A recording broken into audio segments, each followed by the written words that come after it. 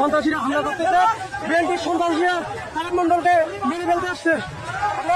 BNP ও জামায়াতের ভয়াবহ সংঘর্ষের রণক্ষেত্র পাবনা জেলার এমপি প্রার্থীকে মেরে হাসপাতালে পাঠিয়েছে বিএনপি নেতাকর্মীরা।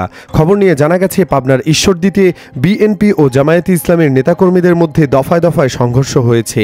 এতে পাবনা ৪ ঈশ্বরদী আটঘরিয়া আসনের জামায়াতে ইসলামের মনোনীত সংসদ সদস্য প্রার্থী আবু তালেব মণ্ডল সহ শতাধিক নেতাকর্মী আহত হয়েছেন।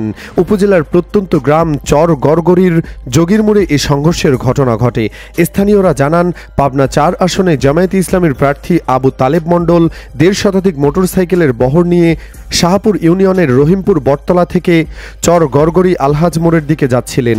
যোগীর মোড় এলাকায় জামায়াতের মিছিল পৌঁছালে দুই দলের নেতাকর্মীদের মধ্যে সংঘর্ষের ঘটনা ঘটে।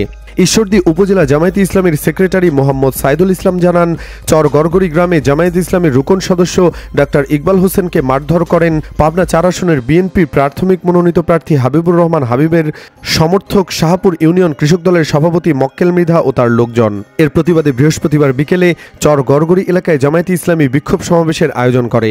সমাবেশে যাওয়ার পথে চর গড়গড়ির যোগীর মোড়ে মক্কেল মৃধার লোকজন লাঠিসোঁটা ও দেশীয় অস্ত্রশস্ত্র নিয়ে হামলা চালায়। তিনি আরও জানান, হামলায় জামায়াতে ইসলামের প্রার্থী আবু তালেব মণ্ডল সহ শতাধিক নেতাকর্মী আহত হন।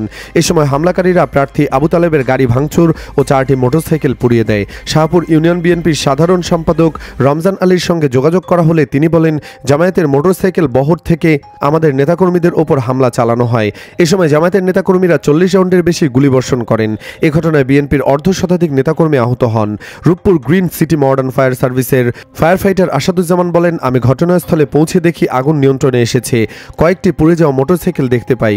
এ বিষয়ে জানতে ঈশ্বরদী থানার ভারপ্রাপ্ত কর্মকর্তা ওসি আসম আব্দুল নূরের ফোনে একাধিকবার কল করা হলেও তিনি ফোন রিসিভ করেননি। এ নিয়ে স্থানীয় সাধারণ জনতার মাঝে আতঙ্ক ছড়িয়ে পড়েছে।